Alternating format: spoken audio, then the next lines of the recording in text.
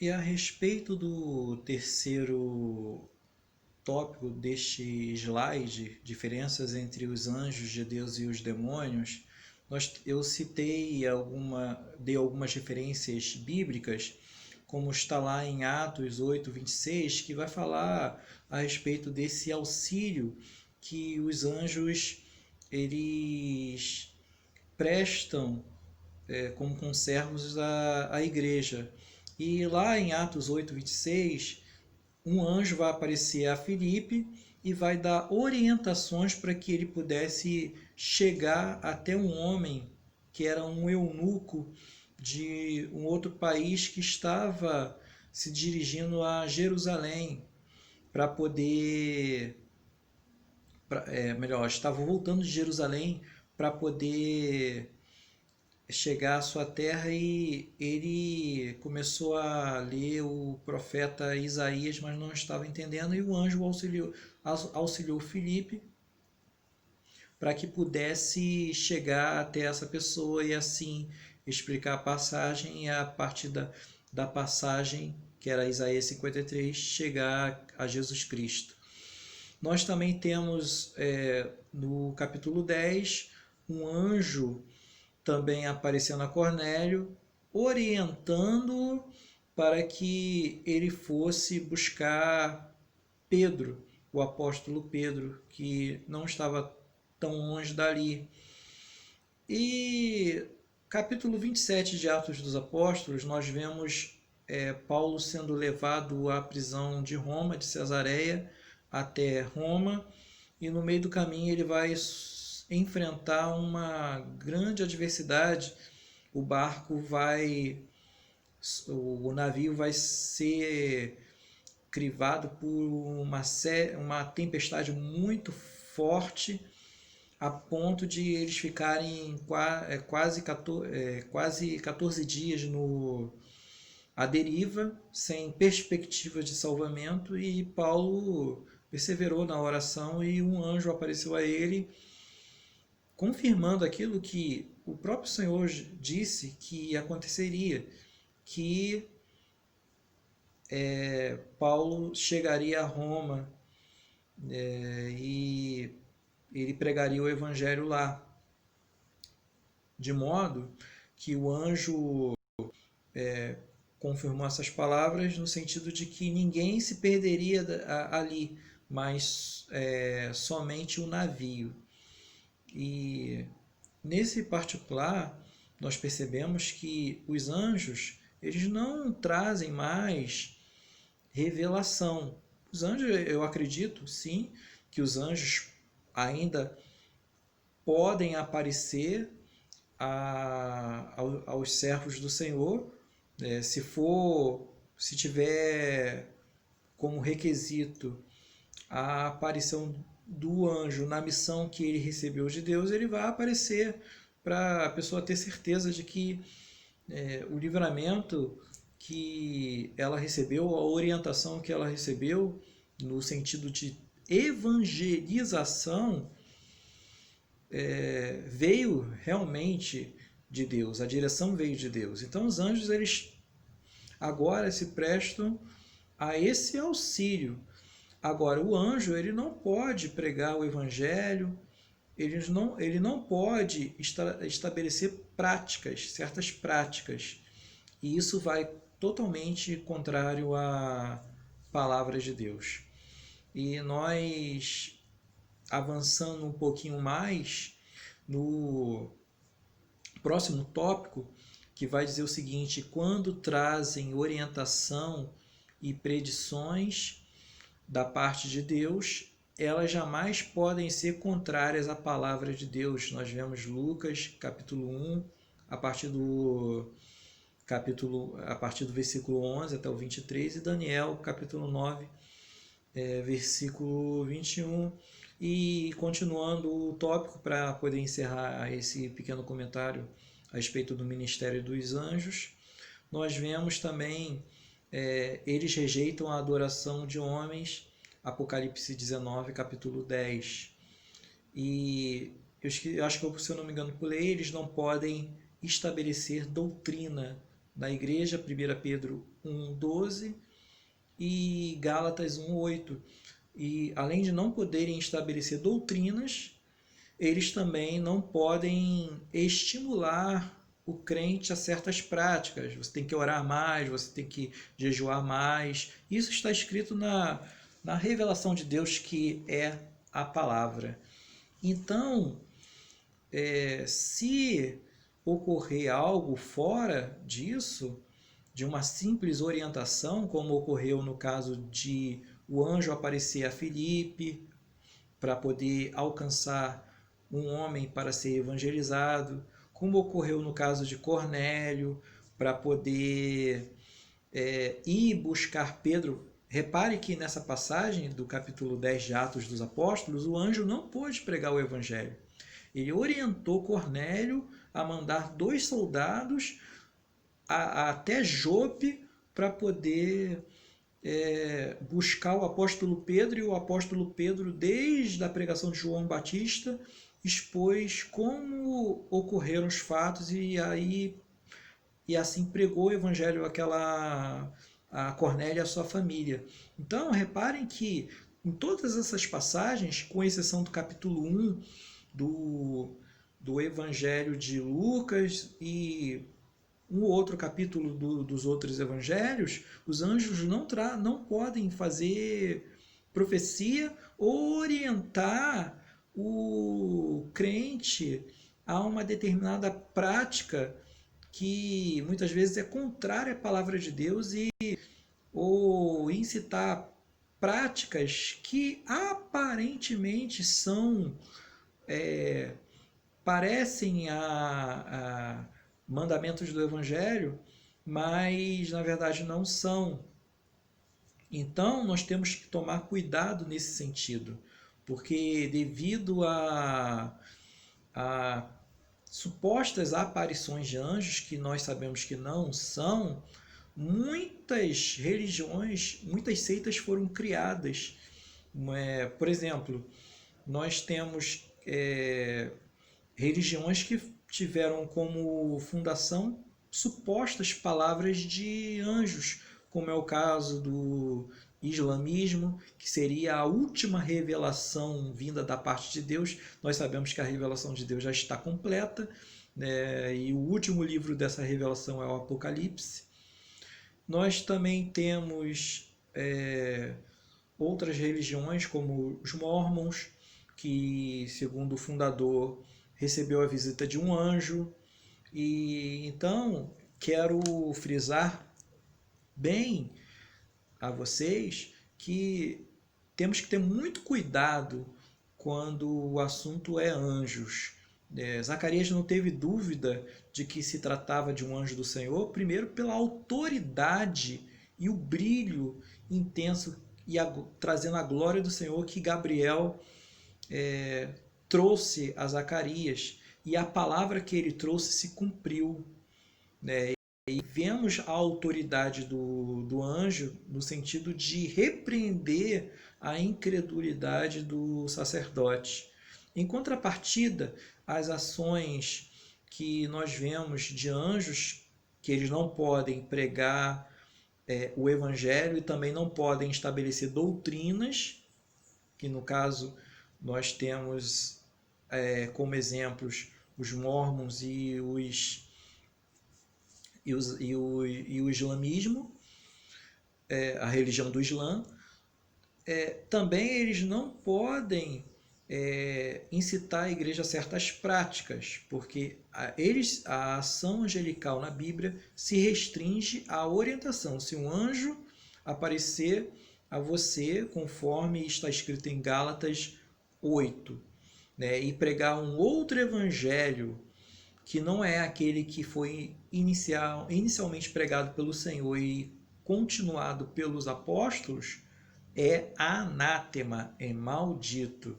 E nós vemos que isso é muito comum de acontecer, anjos, supostamente anjos, aparecerem em determinadas igrejas, inclusive pastores reservarem um lugar para o anjo sentar. Isso não são práticas bíblicas. E vou mostrar a você Por que nós temos que ter certo receio e devemos, conforme o apóstolo João mostra, provar os espíritos que vêm em nome de Deus? Isso tanto seres celestiais como os anjos, como também supostos anjos ou homens mesmo trazendo determinadas doutrinas. Em contraponto a toda a ação angelical que vem da parte de Deus, nós temos também o fato de que no tópico, na coluna pertencente ao diabo e os demônios, procuram distorcer a doutrina com heresias. Atos 15 vai mostrar certos evangelistas que estavam espalhando para os novos convertidos de que eles não somente deveriam crer em Jesus, mas eles eram obrigados a praticar a lei de Moisés para que pudessem ser salvos. Isso era uma heresia.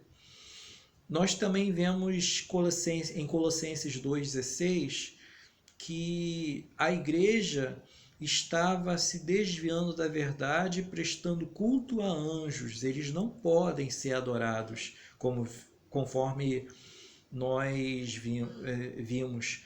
Os anjos de Deus, os verdadeiros anjos de Deus, eles rejeitam a adoração humana. Apocalipse 19:10 mostra que o apóstolo João, devido à idade, devido à grandeza da revelação que recebeu por meio do anjo, é uma outra exceção, mas a revelação foi dada por meio de Jesus Cristo e o anjo levou essa revelação até João, encerrou a questão das revelações com o livro de Apocalipse. Nós percebemos que João queria adorar o anjo e o anjo foi bem claro: não faças isso, adore somente a Deus. Deus é a única pessoa, o único ser que deve ser adorado.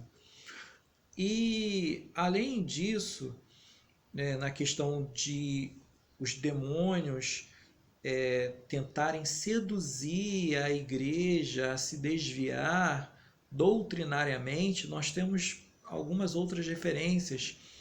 Por exemplo, 2 Coríntios capítulo 11, a partir do versículo 14, Paulo vai dizer que ele temia que a igreja se desviasse por meio das sutilezas que o diabo impetrava ali naquele meio, assim como Eva foi enganada, e assim ele temia também que a igreja se afastasse da simplicidade do evangelho.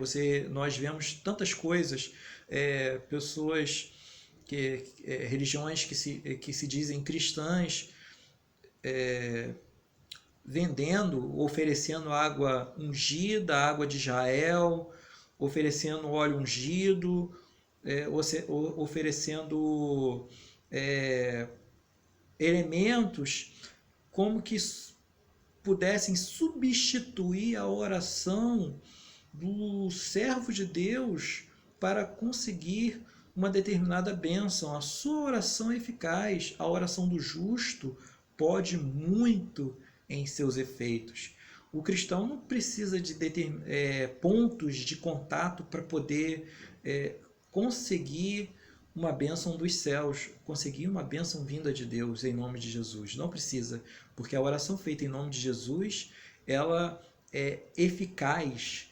Tanto é que o próprio Cristo vai nos dizer que nada temos pedido em seu nome, no caso dos apóstolos: pedi e recebereis, pedi em meu nome e recebereis, e Deus será glorificado. Então nós vemos isso no Evangelho de João.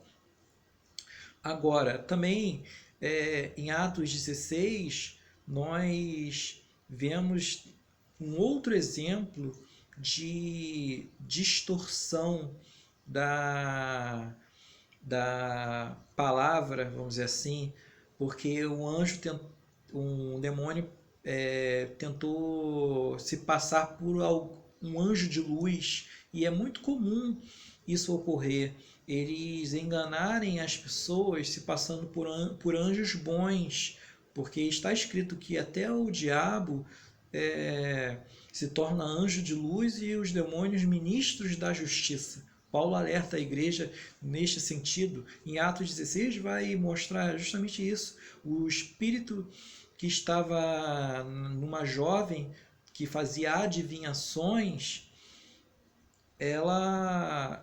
o demônio que estava nela estava proclamando, dizendo que Paulo e os companheiros dele eram servos de Deus, servos do Deus Altíssimo, e anunciavam o caminho da salvação. E qual é o engano aí? Se você parar para observar, aparentemente nenhum.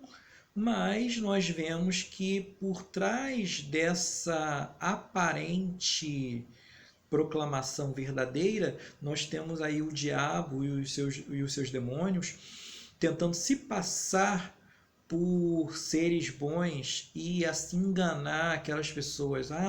Poxa, tá vendo? Ele também está, aquela jovem também está nos mostrando um caminho da verdade.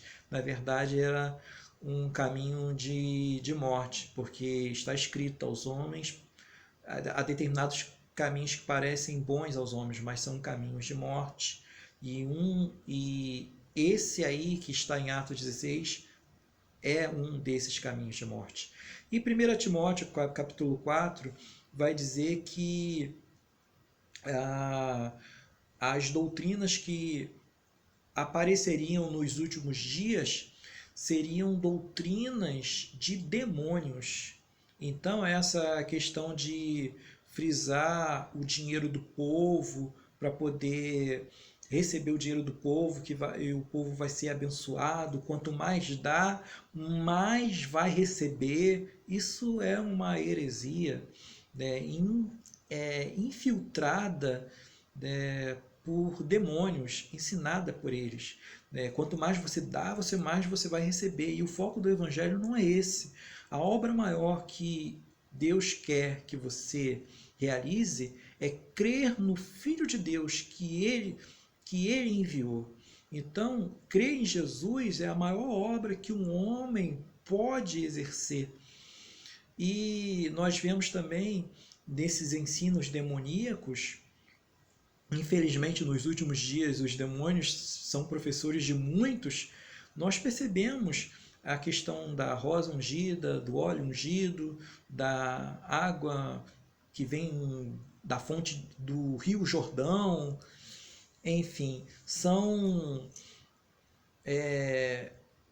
práticas que contrariam a palavra de Deus, mas tem a aparência de mandamento do Senhor e na verdade não é.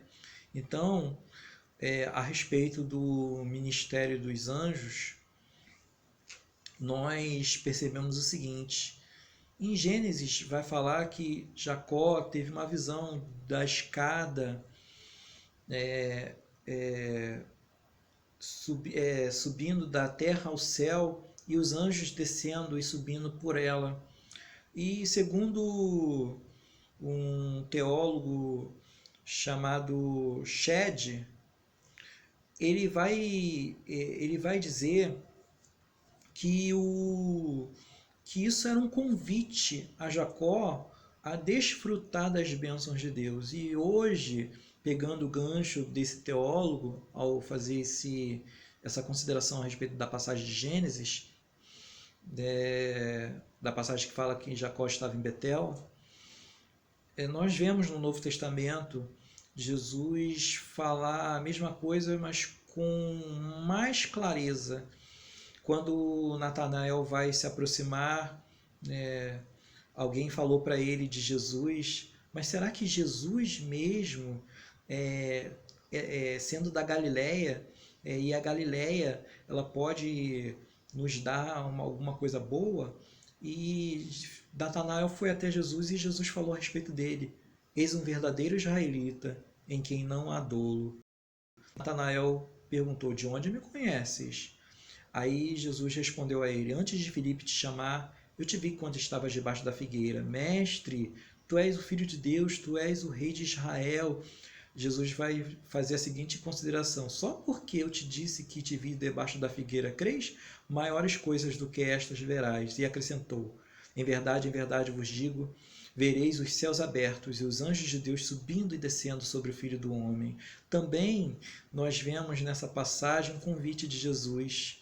Quando você crer, né, vai ver a glória de Deus, você vai ver os céus abertos e Jesus te convidando para se desfrutar de toda a proteção que advém de Deus e do Senhor. E você vai ver também os céus abertos na sua vida e os anjos de Deus saindo em seu auxílio. E quando você estiver preparado, eles também te ajudarão a proclamar as grandezas de Deus, porque a bênção de Deus decorrente da salvação é tão grande que não pode ficar reservada apenas para mim. Nós sentimos a necessidade, assim como eu, de compartilhar, e você vai ver os anjos de Deus saindo em seu auxílio para poder te ajudar nesse sentido.